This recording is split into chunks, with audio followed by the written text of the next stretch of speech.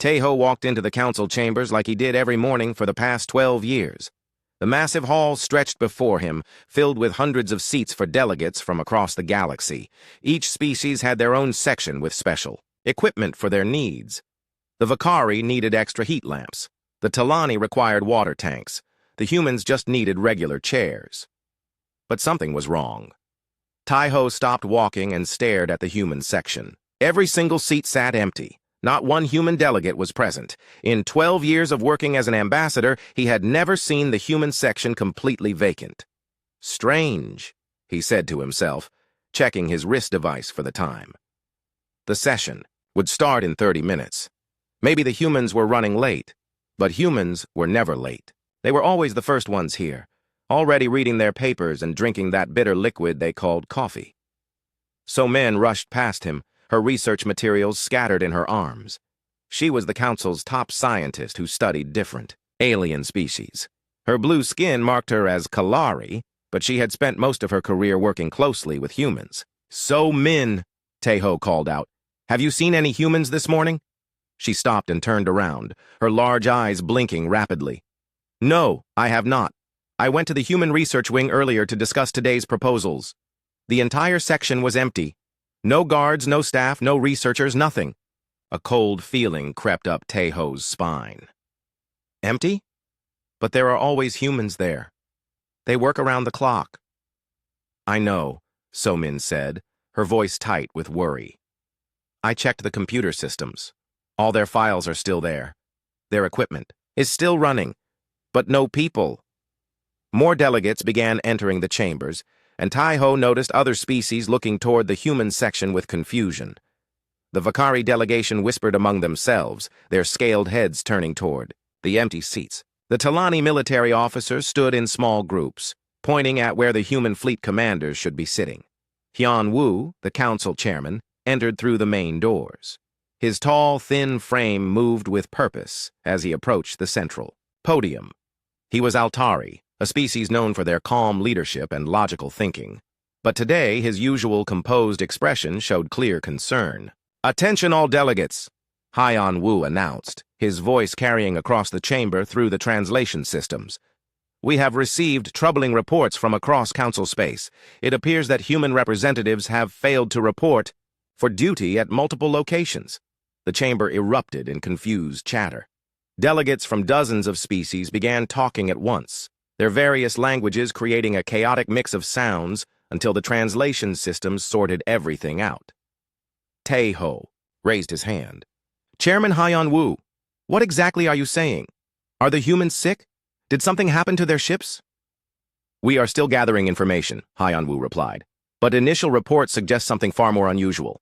Admiral Won-sik, please, share what your security teams have discovered." Won-sik stood from his seat in the military section. His people, the Corvani, were natural warriors with thick, armored skin. They handled security for the council and took their job very seriously. "At Oro 300 this morning, our monitoring stations detected something unprecedented," Won-sik began. "Human military vessels across 17 sectors simply stopped responding to communications. When our scout ships investigated, they found the vessels powered down but undamaged, no signs of struggle or emergency. The ships were just empty." The chamber fell silent. Taeho felt his hearts beating faster. His species had two hearts, and both were racing now. "Empty?" asked Jin Woo, a delegate from the Nexari Trade Guild. "What do you mean, empty?" "I mean no crew aboard," Won-sik continued. "The ships were still functional. Life support was running, food was still warm in the kitchens, but every human was gone." So-Min stood up quickly, her research papers falling to the floor.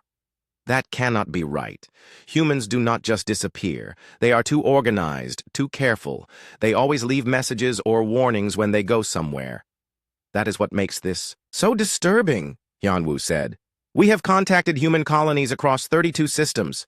Trading posts, research stations, military bases, civilian settlements, all report the same thing. The humans simply left. No explanation, no warning, no goodbye messages." Da-un, a young communications officer, ran into the chamber carrying a datapad. She moved quickly to the chairman's podium and whispered something, urgent in his ear. Hyun-Woo's face went pale.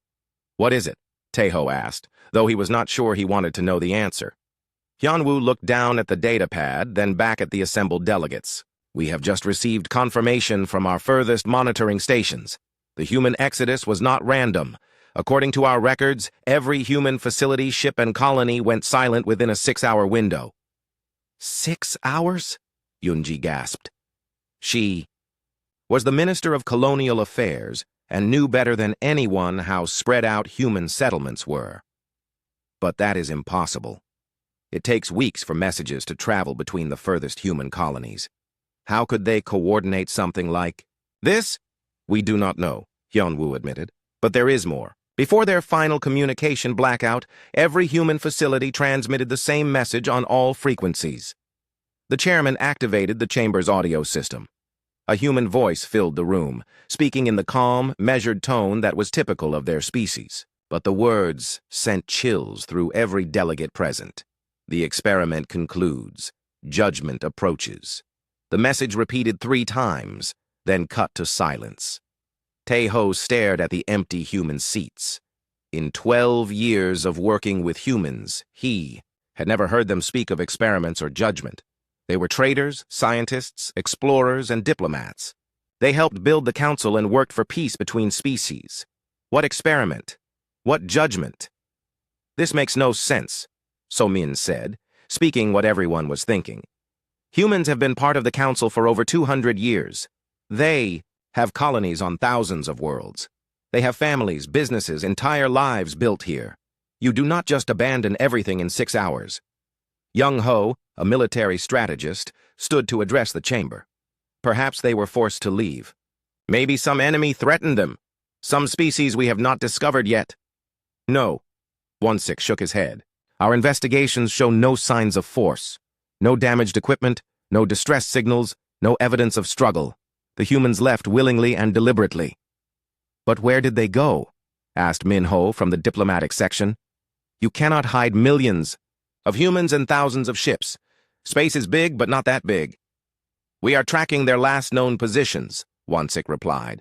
But here is what troubles me most. Our long-range sensors show that human vessels did not travel to any known system. They headed toward empty space, far from any inhabited worlds or known resources. Tae-ho looked around the chamber at the confused and worried faces of his colleagues. For over 2 centuries, humans had been reliable partners in the council. They helped negotiate peace treaties, shared valuable technology, and always seemed to know how to solve problems that other species could not figure out. Now they were gone, vanishing like they had never existed. Except for their empty buildings, silent ships, and that strange message about experiments and judgment. What do we do now? Asked Hyejin, a junior delegate who had worked closely with human researchers. Hyunwoo straightened his tall frame and looked across the chamber. We continue our work. The council must function regardless of who is present. But we will also investigate this disappearance with all available resources. If the humans are in danger, we will help them. If they left by choice, we need to understand why. As delegates began filing out of the chamber to contact their home governments, Tae-ho remained in his seat, staring at the empty human section. Something deep in his mind was bothering him, something beyond the obvious mystery of their disappearance. The humans had always been different from other species, not just in appearance or culture, but in how they approached problems. They seemed to understand things that other species missed. They made connections that no one else could see, and they always seemed to know more than they said. Now, as Tae-ho thought about that final message, a terrible possibility began forming in his mind. What if the humans had not been partners in the council? What if they had been something else entirely? The experiment concludes. Judgment approaches. What experiment? And who was being judged? 3 days had passed since the humans disappeared, and the galaxy felt different. Yoonji stood at the observation deck of Council Station, looking out at the stars that suddenly seemed less friendly than before. As Minister of Colonial Affairs, she had worked with humans on hundreds of settlement projects. Now their absence left a hole that felt much bigger than it should have. Minister, called her assistant, Bora, running up behind her with a data pad clutched in her hands. We have a problem, a big one. Yoonji turned away from the window. What kind of problem? Space itself is acting strange. Bo-Ra said, her voice shaking. Our monitoring stations are detecting reality distortions near major population centers. The laws of physics seem to be bending. Show me, Yunji said, taking the data pad. The readings made no sense. According to the instruments, space and time were stretching and twisting in dozens of locations across Council territory. The distortions were small but growing stronger every hour. Where exactly are these happening? Yunji asked. That is the strange part, Bo-Ra replied. They are all near important worlds. Our biggest trade centers, military bases, research facilities. It is like something is targeting our most valuable locations. Yunji felt a chill run through her body. Get me a meeting with Dr. Jinwoo immediately. If anyone can explain what is happening to space-time, it would be him. An hour later, Yunji sat in Dr. Jinwoo's laboratory, surrounded by holographic displays showing the reality distortions. Jinwoo was the Council's leading expert on advanced physics, and his Nexari species had natural abilities that helped them understand complex mathematical concepts. I have never seen anything like this, Jinwoo admitted, manipulating the holographic data with his long, flexible fingers. These distortions are not natural. Something is causing them deliberately. What could do this? Yunji asked. Technology far beyond anything the Council possesses, Jinwoo replied. We are talking about the ability to manipulate the basic structure of reality itself. Only the most advanced civilizations could even attempt such a thing. Da-Un burst into the laboratory without knocking. As the Council's top communications expert, she usually maintained perfect professional behavior. But today her calm demeanor was gone. Dr. Jinwoo, Minister Yunji, you need to see this immediately, she said, activating a portable holographic projector. The image that appeared made both of them gasp. Ancient stone structures on the planet Kalaran were glowing with energy patterns. The massive formations had been there for thousands of years, and scientists had always assumed they were natural rock formations created by geological processes. These structures just activated 30 minutes ago, Da-Yun explained. Similar formations are coming online across 17 different worlds, all of them near the reality distortions. Jinwoo studied the energy readings. This is impossible. Those structures have been studied for centuries. They are just rocks, old, weathered rocks. Not anymore, Da-Un said grimly. Our teams on the ground report that the structures are scanning the surrounding areas. They are definitely artificial technology, not natural formations. Yunji stared at the holographic display. How long have these structures been there? Our oldest records show them existing when we first discovered those worlds, Da-Un replied. That was over 800 years ago for some of them. But now it appears they were never natural at all. Wait, Jinwoo said, his eyes widening as he made a connection. Da-Yun, show me the locations of all these activated structures. Da-Yun manipulated her controls, displaying a galactic map with glowing points marking each structure. The pattern that emerged made all three of them fall silent. They form a perfect monitoring network, Jinwoo whispered. Every major trade route, every important system, every council military installation. These structures have been watching us for centuries. But who built them? Yunji asked, though she was beginning to fear the answer. Her communication device beeped with an urgent message from the council archives. She activated it quickly, and the voice of Ye Jin, the head archivist, filled the room. Minister Yunji, we have discovered something troubling in our historical databases, Ye Jin said. Data streams that should not exist are appearing in our archives. Information about events and civilizations that we have no record of studying. What kind of information? Yunji asked. Detailed files about every species in the council. Not just basic facts, but deep psychological profiles, genetic analysis, cultural development patterns. The files go back thousands of years for some species, long before we made contact with each other. Jinwoo and Da-Yun exchanged worried glances. Ye Jin, Da-Un said, who created these files? The metadata is corrupted, but what we can read suggests they were compiled by long-term observation teams. The files contain details that could only be gathered by watching species develop over many generations. Yunji felt her legs go weak. She sat down heavily in the nearest chair. Are you saying someone has been watching all of us for thousands of years? It appears so, Ye Jin replied. But here is what troubles me most. The observation techniques described in these files match exactly with known human research methods. The laboratory fell completely silent. The three of them stared at each other as the implications sank in. "That cannot be right," Jinwoo said, finally. Humans have only been in space for a few hundred years. They were still developing basic technology when we first met them. "According to our official records, yes," Da-un said slowly. "But what if our official records are wrong?" Yoon-ji activated her secure communication system and contacted Woo Jin, the council's security chief. His gruff voice answered immediately. "Minister, I was just about to call you. We have a situation." "What kind of situation?" Yoon-ji asked, though she dreaded the answer. "Our investigation teams have been analyzing the abandoned human facilities," Woo Jin explained. "We found hidden rooms in every building, secret laboratories, advanced communication equipment, data storage systems that we did not know existed."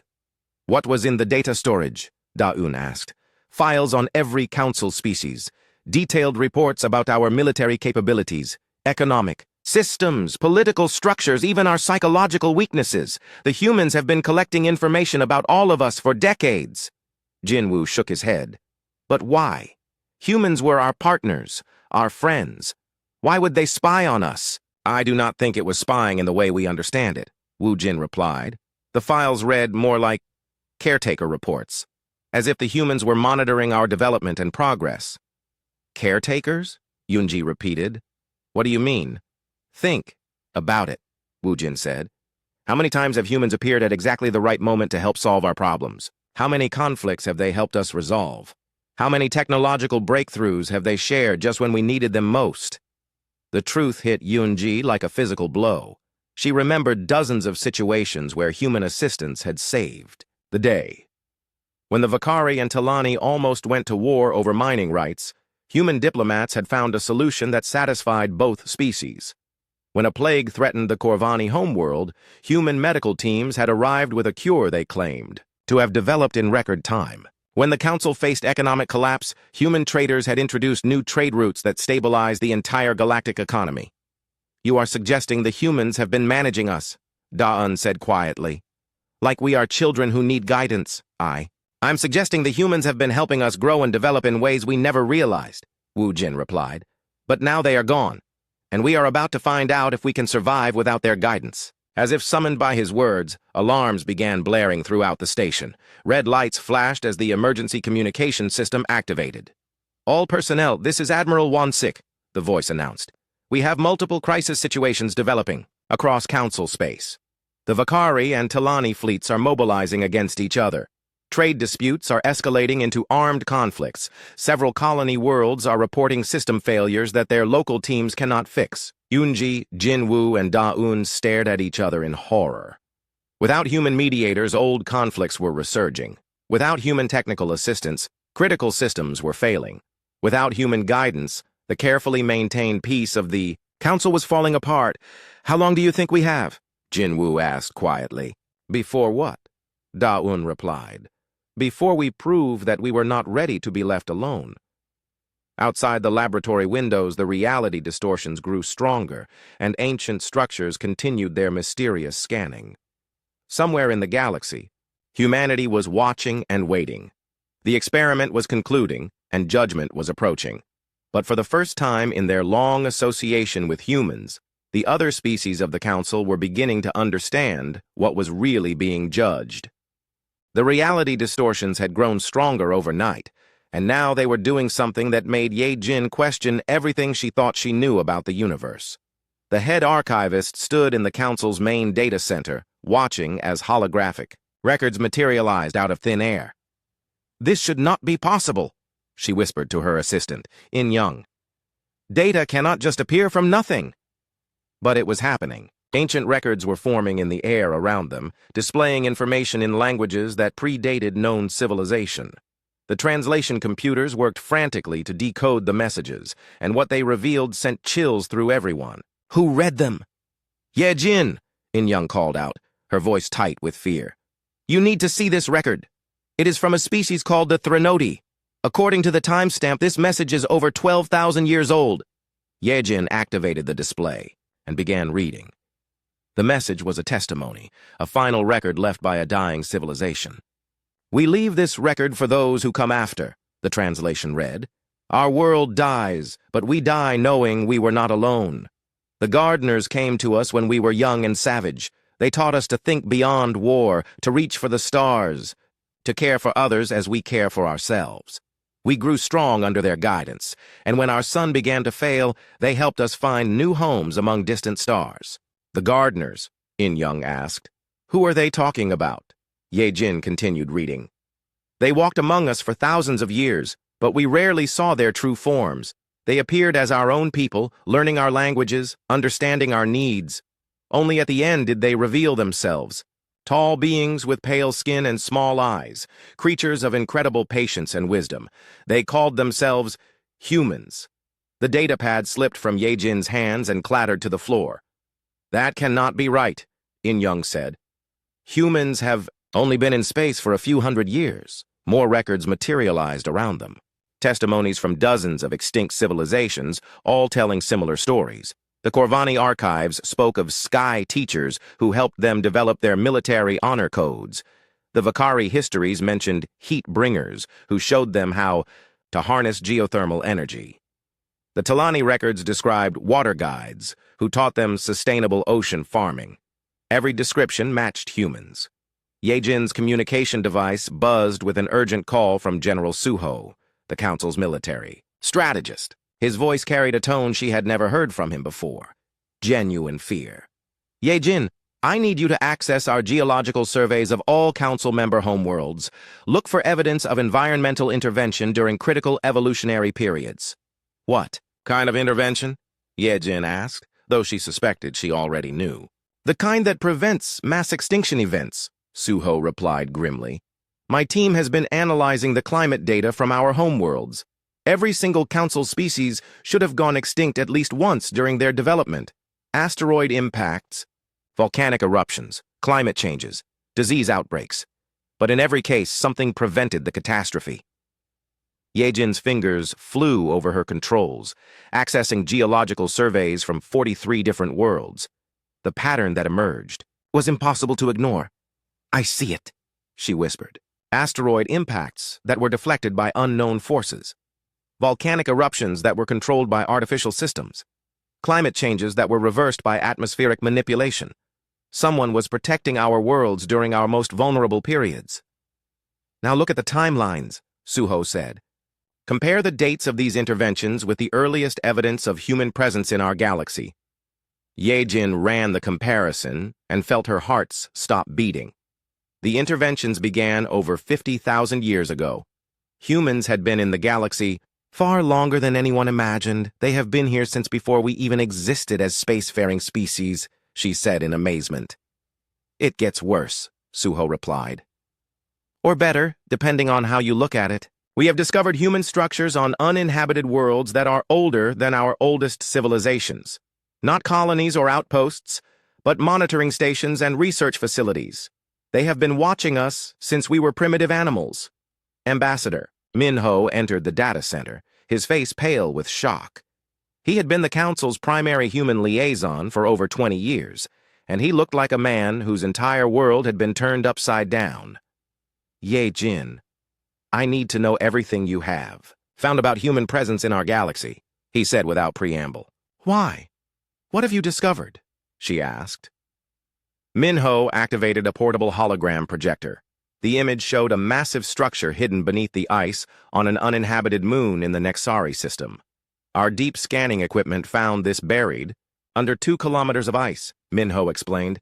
"The structure is enormous, large enough to house millions of people, and it is definitely human technology." "How old is it?" In-Young asked. "Our best estimate is 30,000 years, Minho replied. "But here is what troubles me most. The structure is not abandoned. It is powered down, but all systems are operational, as if whoever built it intended to return someday." Yejin stared at the hologram. "You think the humans who disappeared went back to these hidden facilities?" "I think the humans who disappeared were never really gone," Minho said quietly. "I Think they have been here all along, watching us from the shadows. Dr. Hyojin burst into the data center, her research equipment clutched in her arms.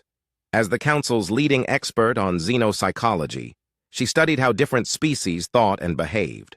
But today, she looked like someone who had discovered that everything she thought she knew was wrong. "We need to talk about human psychology," she said without greeting anyone.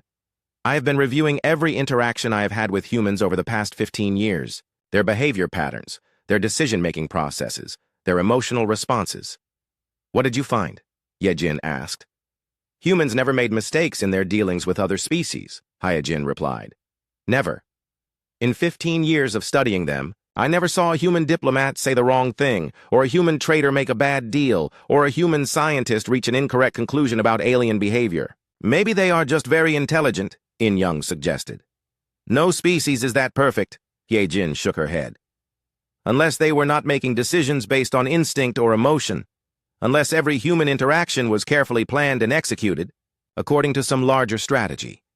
She activated her own holographic display, showing behavioral analysis charts. "Look at this data. Every time humans helped us solve a problem, the solution was exactly what we needed for long-term growth and development. Not just what we wanted, but what would make us stronger and wiser. It is like they knew exactly how each species needed to evolve." "Are you saying humans were manipulating us?" Minho asked. "I am saying humans were teaching us," Hyojin replied. "But they were doing it so carefully that we never realized we were being taught.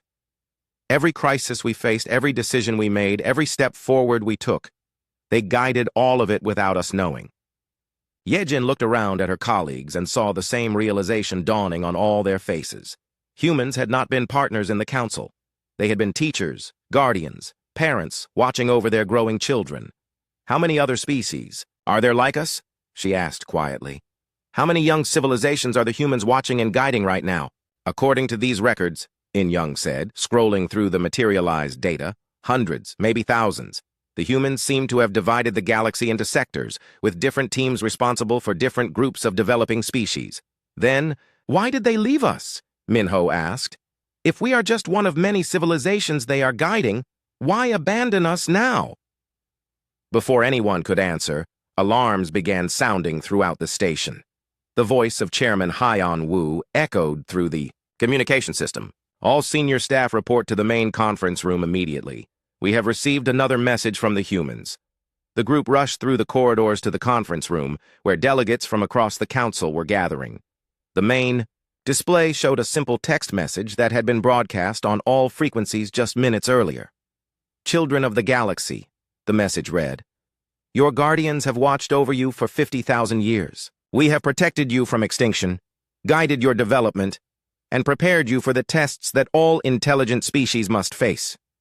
That preparation is now complete. You will face your final examination alone, as you must. Succeed, and you will join the ranks of the gardeners. Fail, and you will join the ranks of the forgotten. Choose wisely, choose together. Your teachers are proud of how far you have come." The conference room fell completely silent. 50,000 years of secret guidance, 50,000 years of careful nurturing, and now the final test was beginning. But as Yejin looked around at the worried faces of her colleagues, she began to realize something that filled her with both hope and terror. The humans had not abandoned them because they had failed. They had been left alone because their teachers believed they were finally ready to succeed. The question was, were they right? The space-time distortions that had been growing for days suddenly collapsed into a single point at the center of the galaxy. From his observation post on Council Station, Dr. Chang Min watched in amazement as reality twisted and folded until something impossible appeared where empty space had been moments before. "What are we looking at?"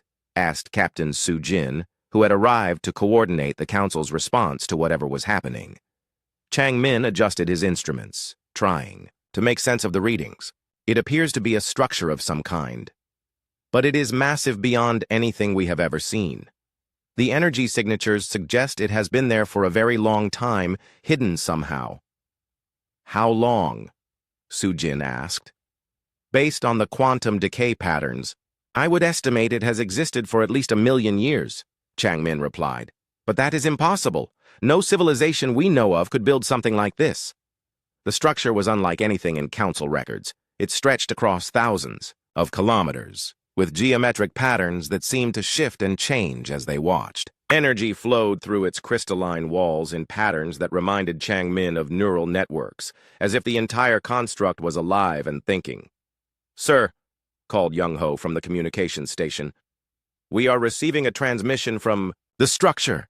It is broadcasting on all frequencies in every known language." "Put it through," Sujin ordered. The voice that filled the observation deck was unmistakably human, but it carried an authority and weight that made everyone present stand straighter. The speaker was female, calm and measured in the way that humans always seem to be when delivering important information. "People of the Galactic Council," the voice began. "I am Captain Sujin of the Terra Guardian Fleet. What you see before you is the archive, a repository of knowledge and wisdom built by those who came before us. It is from here that we have watched over your development for 50,000 years. The real Captain Sujin, standing next to Changmin, stared in shock at hearing her own name spoken by the transmission. "That is impossible. I am Captain Sujin." "It appears humans have been using our names for much longer than we realized," Changmin said quietly. "Perhaps they chose names that would seem familiar to us when the time came for revelation." The transmission continued.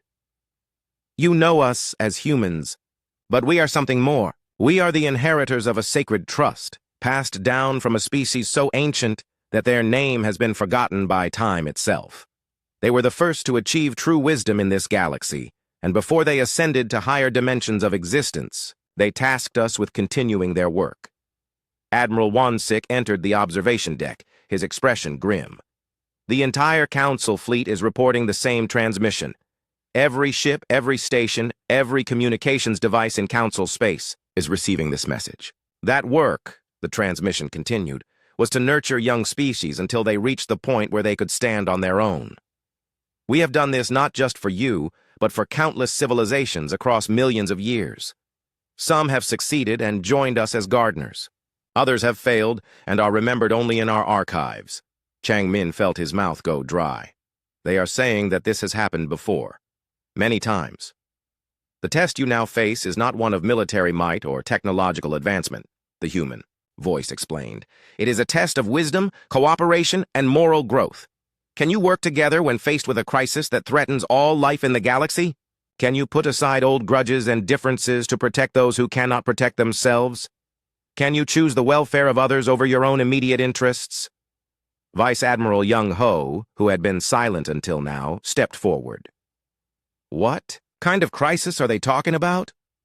As if answering his question, the transmission shifted to show technical readouts and star charts. The display revealed something that made every military officer present go pale with fear. "The same space-time distortions that revealed our presence have also awakened something that has slept in the dark spaces between galaxies," the voice continued. "An ancient force that consumes entire civilizations, feeding on their life energy, until nothing remains but empty worlds orbiting dead stars." The chart showed a vast darkness moving through space toward their galaxy. It was not a ship or a fleet, but something far worse, a living void that devoured everything in its path. "This entity has destroyed countless galaxies over billions of years," the transmission explained. "It feeds on conflict, growing stronger when civilizations fight each other instead of working together. Your predecessors, the ones who first tasked us with this work, sacrificed themselves to drive it away the last time it threatened this galaxy." Changmin's instruments began detecting massive energy signatures from the direction of the approaching darkness. Whatever was coming toward them was beyond anything they had ever imagined. "Now it returns, drawn by the conflicts and divisions that still exist among the younger species," the voice continued. "You have perhaps 10 standard days before it reaches the outer systems. In that time, you must prove that you have learned the lessons we tried to teach you." Captain Sujin activated her communication system and contacted Council headquarters. "Chairman Haiyan Wu, are you receiving this transmission?" "We all are," came the reply. "Emergency sessions are being called across all member worlds. But I have to ask, is any of this real? How do we know this is not some elaborate deception? The human transmission seemed to hear the question. Doubt is natural and even wise, the voice acknowledged. But you will have confirmation soon enough. Your sensors will detect the approaching entity within hours. Your choice then will be simple. Work together to face it, or face it alone and fail as so many others have before you. Young-Ho pulled up tactical displays showing the Council's military assets. Even if we combined all our fleets, we could not fight something that destroys entire galaxies. Fighting is not what will save you, the transmission continued. The entity feeds on aggression and conflict. Military action only makes it stronger. The only way to defeat it is through perfect cooperation and unified purpose. Every species, every individual, every decision must be focused on protection rather than destruction. Chongmin thought about the lessons from history that they had been discovering. All the times humans had helped them resolve conflicts peacefully. All the technological advances that had brought species together rather than driving them apart. All the cultural exchanges that had built understanding between different civilizations. They have been preparing us for this, he realized. Everything they did. Every crisis they helped us solve. Every lesson they taught us. It was all training for this moment. The archives contain the knowledge you will need, the transmission said. But knowledge alone will not save you.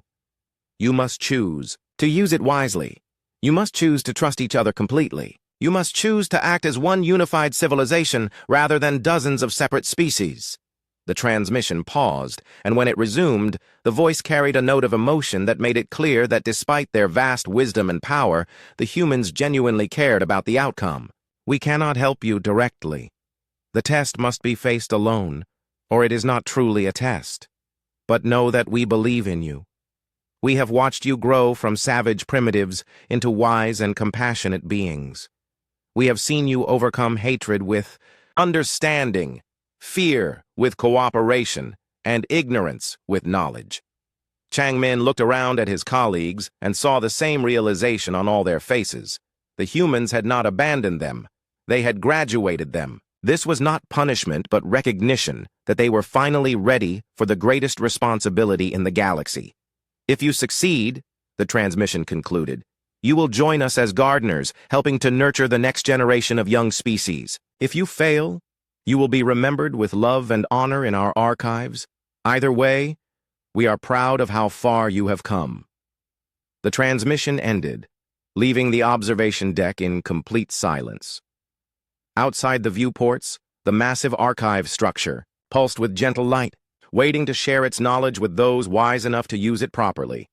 10 days to save not just their own civilizations, but prove they were worthy to become guardians of others. 10 days to show that 50,000 years of careful teaching had not been wasted. The final test had begun. Director Namsu stood in the Council's Emergency Command Center, watching displays that showed the galaxy falling apart.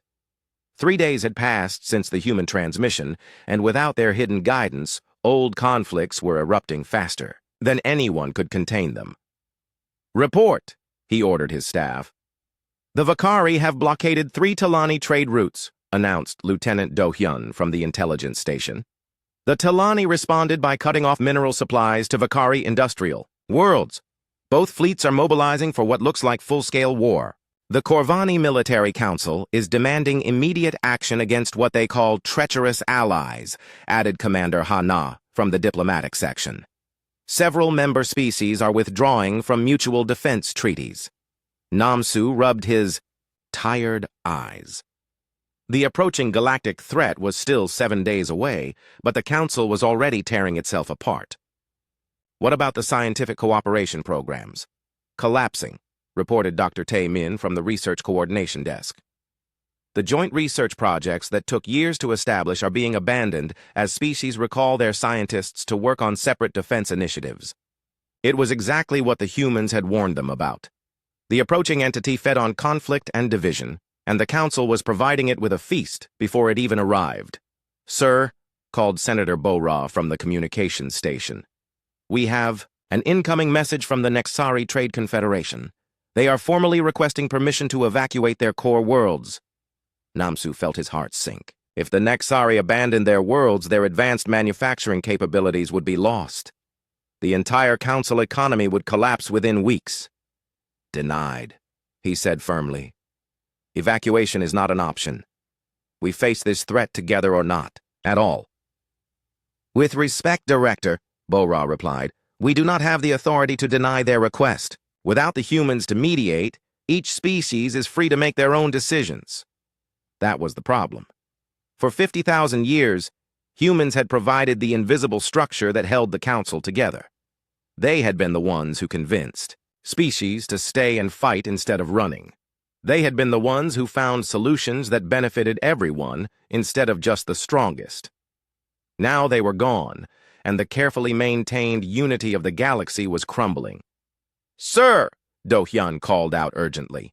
Long-range sensors are detecting the entity. It is massive beyond our ability to measure, and it is moving faster than we expected. Namsu looked at the tactical display and felt his blood turn cold. The entity was not just one creature but an entire ecosystem of darkness, consuming everything in its path and converting it into more of itself. How long do we have? He asked. At current speed, it will reach the outer colonies in 5 days instead of 7, Do-Hyun replied.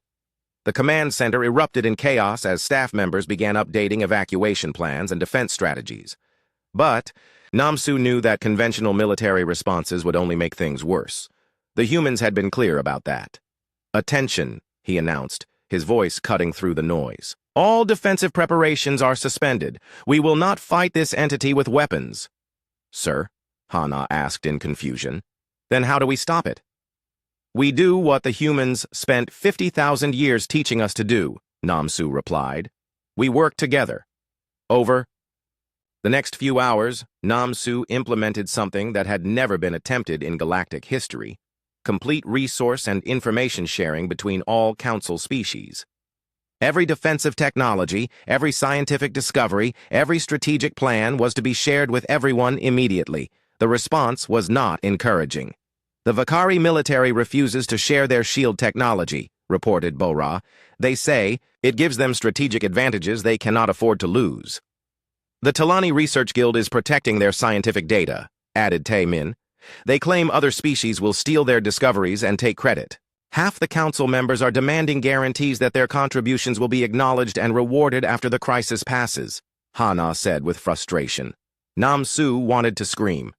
Even facing extinction, the species of the galaxy could not stop thinking about their own interests first. Then something unexpected happened. A young engineer named Tae-min stood up from his workstation and began speaking. I have been working on energy shield harmonics for 3 years, he announced to the room. My research is incomplete, but I think it could be combined with Vakari, shield technology and Talani power systems to create something new, something stronger than any of us could build alone. Why are you telling us this? Asked Hana. Because the humans taught us that cooperation produces better results than competition, Tae-min replied. I have seen the archived records of their teaching methods. Every time they helped us solve a problem, it was by combining the strengths of different species. His words seemed to break something loose in the room. Other staff members began sharing their own research and ideas, not because they were ordered to, but because they remembered the lessons they had learned from working with humans. I have population evacuation algorithms that could work better if combined with Corvani logistics systems, offered Do-Hyun. My communication protocols could coordinate multi-species fleets if we adapt them for different biological needs, added Bo-Ra. Within hours, the command center had become something unprecedented, a truly integrated workspace where different species work together as equals, sharing knowledge and resources without reservation. The breakthrough came when Hana made a connection that none of them could have reached alone. The entity feeds on conflict and division, she said, studying the combined research data. But what if we could reverse that process? What if instead of giving it negative energy to consume, we broadcast positive energy that would weaken it? What kind of positive energy? Asked Tae-min. Harmony, Hana replied. Perfect cooperation between every intelligent being in the galaxy. Not just our fleets working together, but our entire civilizations focused on the same goal. Nam-Su looked at the proposal she was developing. It was ambitious beyond anything ever attempted. Instead of fighting the entity, They would create a galaxy-wide network of unified consciousness, broadcasting cooperation and unity so powerful that it would starve the creature of the conflict it needed to survive. This would require every member of every species to participate, he said. Billions of individuals all focused on the same purpose at the same time. The humans left us the archive, Do-hyun pointed out. It contains communication technology that could link every mind in the galaxy if we choose to use it. But would our people choose to participate? Hana asked. Can we convince billions of individuals to trust each other completely? Namsu thought about everything they had learned about human teaching methods. The humans had never forced cooperation. They had never demanded trust. They had simply created situations where cooperation and trust produced better results than conflict and suspicion. We do not convince them, he said finally. We show them. We demonstrate that working together produces better outcomes than working alone. Over the next 2 days, the command center became a model for the rest of the galaxy. As word spread about their integrated approach, other facilities began adopting similar methods. Mixed species teams proved more effective than homogeneous groups. Shared resources accomplished more than hoarded assets. Open communication solved problems faster than secret planning. The entity was now 3 days away, and for the first time since the crisis began, Namsu felt a spark of hope. Director, Bora announced, we are receiving requests from across the galaxy. Military commanders want to integrate their fleets. Scientists want to share their research. Even civilian populations are asking how they can help. The Vakari have offered to share their shield technology, reported Hana with amazement. The Talani are opening their research archives to everyone, added Taimin. Namsu looked around at his staff and saw something he had never seen before. Representatives of a dozen species working together so seamlessly that it was hard to tell where one ended and another began. The humans had been right. Their students were finally ready to graduate. But the final exam was still 2 days away, and it would determine not just their survival, but their worthiness to become teachers themselves. Admiral Jun-ho stood on the bridge of the flagship Unity, watching the most remarkable sight in galactic history unfold before him. Ships from 43 different species moved in perfect formation, their crews working together as if they had trained for years instead of days. The entity was less than 12 hours away, and instead of panic, he felt a calm certainty that they would succeed. Status report, he called to his integrated crew. All fleets report ready for synchronized harmony broadcast, announced Lieutenant Yujin, a Talani communications officer. Dr. In-young's calculations show we have achieved perfect coordination across 17,000 ships. Civilian participation is exceeding all projections, added Commander Kyung-ho from the Korvani Tactical Station. Over 60 billion individuals have volunteered to join the consciousness network. That is nearly the entire population of Council space. Junho nodded with satisfaction. The plan that had started in Director Namsu's command center had grown beyond anyone's expectations. Instead of fighting the approaching entity, they would create something it could not consume. A galaxy-wide expression of perfect unity and cooperation. Admiral, called Dr. In-young from the science station, we are receiving a transmission from the archive structure. Put it through, Junho ordered. The voice that filled the bridge was the same human woman who had spoken to them days earlier, but now she sounded different. Proud, emotional. People of the galaxy, she began, we have watched your preparations with great joy. In 5 days, you have accomplished what some civilizations take centuries to achieve. You have chosen cooperation over competition, trust over suspicion, unity over division. Junho felt a warm sensation in his chest. After 50,000 years of secret guidance, their teachers were finally speaking to them as equals. But your test is not complete, the voice continued. The entity approaches, and you must now prove that your unity is strong enough to survive contact with pure malevolence. Remember that it will try to turn you against each other. It will amplify every doubt, every fear, every selfish instinct. Your only defense is absolute trust in one another. All stations begin final preparations, Junho announced. Activate the consciousness network on my mark. Across the galaxy, billions of individuals closed their eyes and opened their minds to the archive's communication technology. Vakari warriors linked thoughts with Talani scholars.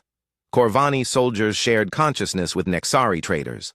Species that had barely trusted each other a week ago now prepared to merge their very thoughts in pursuit of a common goal. Entity contact in 30 minutes, reported Yujin. All participants are ready. Jun-Ho looked around his bridge at the mixed crew that had become his family over the past few days. Commander Kyung-Ho, whose people had been traditional enemies of Jun-Ho's species, now worked beside him with perfect trust. Dr. In-young, whose research had once been classified secrets, now shared every discovery openly.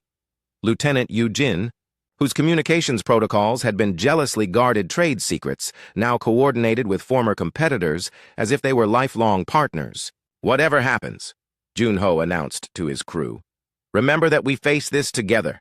No one stands alone. Contact, Yujin announced suddenly. The entity has reached the outer sensor grid. On the main display, they watched as stars began going dark. Not destroyed, but consumed, converted into the dark matter that composed the entity's body. It was vast beyond comprehension, a living void that turned entire solar systems into extensions of itself. All stations, activate consciousness network, Jun-Ho ordered. Begin harmony broadcast. The effect was immediate and overwhelming.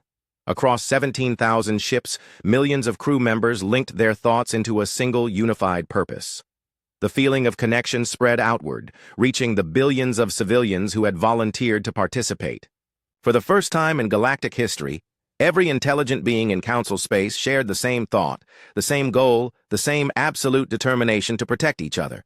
The entity reacted to their unified consciousness like a living creature touching fire. Its advance slowed, then stopped completely. It is working, Dr. In-young reported with amazement. The entity cannot feed on our harmony. It needs conflict and division, but we are giving it the opposite. But the entity was not helpless. As it realized what was happening, it began to fight back. Waves of dark energy swept across space, carrying with them every negative emotion it had consumed from previous civilizations. Fear, hatred, suspicion, greed, all of it broadcast directly into the consciousness network. Jun-Ho felt the assault hit his mind like a physical blow. Suddenly, he found himself doubting his crew. Why should he trust species that had been enemies for generations? Why should his people sacrifice themselves for aliens who would probably abandon them at the first sign of trouble? Around him, he could see other crew members struggling with similar thoughts. The Corvani officers were fingering their weapons. The Talani were backing away from their stations. The Vakari were heating up their internal temperatures in preparation for combat. Do not listen to it, Jun-Ho announced, fighting to keep his voice steady. Those are not your thoughts. They are the entity trying to divide us. But even as he spoke, he could feel cracks forming in the consciousness network. Doubts and fears were spreading like poison through the connection. Some ships were beginning to break formation. Some civilians were disconnecting from the network. Admiral, Yujin called out, her voice tight with strain. We are losing cohesion. The entity's influence is too strong. For a moment, Jun-Ho felt despair. They had come so far, learned so much, grown so much. But perhaps they were still not ready. Perhaps 50,000 years of teaching had not been enough. Then he remembered something the human transmission had said. We believe in you. We have watched you grow from savage primitives into wise and compassionate beings. The humans believed in them. After all this time, after all they had learned about the Council's failures and limitations, the humans still believed they could succeed. All ships, Jun-Ho announced, his voice carrying across the entire network. Remember who we are. Remember what we have learned. We are not perfect, but we are better than we were. We choose to trust each other not because it is easy, but because it is right. His words seemed to strengthen the network. Commander Kyung-Ho straightened at his station and nodded to Jun-Ho. Dr. In-young resumed her calculations with renewed focus. Lieutenant Yujin began coordinating responses with other ships as if the dark assault had never happened. Across the galaxy, billions of individuals made the same choice. They acknowledged their fears and doubts, then chose trust anyway. They recognized their differences, then chose cooperation anyway. They faced the possibility of failure, then chose hope anyway. The consciousness network stabilized and began to grow stronger. The harmony broadcast intensified, carrying not just unity, but something more powerful. conscious choice. The deliberate decision to work together despite every reason not to. The entity's reaction was immediate and violent. It lashed out with waves of pure destructive force, trying to break the network through sheer power. But the more it attacked, the stronger the network became. Every assault reminded the participants why they were fighting, not for themselves, but for each other. Entity retreat confirmed, Dr. In Young announced with wonder. It is pulling back toward the galactic edge. On the display, they watched as the vast darkness began to shrink and withdraw. The consumed stars reappeared, restored by the entity's retreat. Entire systems came back to life as the creature fled from the unified consciousness that it could not digest. It is leaving the galaxy completely, Yujin reported. Moving toward intergalactic space. A cheer went up across the bridge, echoing through the consciousness network as billions of beings shared the joy of victory. But before the celebration could build, another transmission arrived from the archive. Children of the galaxy, the human voice said, and now it carried unmistakable pride and love. You have passed your final test. Not because you were perfect, but because you chose to be better than your instincts. You chose trust over fear, cooperation over competition, hope over despair. Junho felt tears forming in his eyes. After so many years of wondering about humanity's true nature, he finally understood. They were not gods or masters or manipulators. They were parents, and they had just watched their children take their first steps into adulthood. We must leave you now, the transmission continued. Not because we do not love you, but because we love you enough to let you grow on your own. Other galaxies have young species that need guidance. Other civilizations require the patient teaching that you once needed. But you will not be alone. In time, you will discover young species of your own. You will face the choice we once faced. To guide them as we guided you, with patience and wisdom and love. When that time comes, remember what you have learned. Remember that the greatest strength is not in ruling, but in teaching others to rule themselves. The transmission paused, and when it resumed, the voice was softer, more personal. We are proud of you. We have always been proud of you. From the moment your species first looked up at the stars and wondered what was out there, we knew you would become something magnificent. You have not disappointed.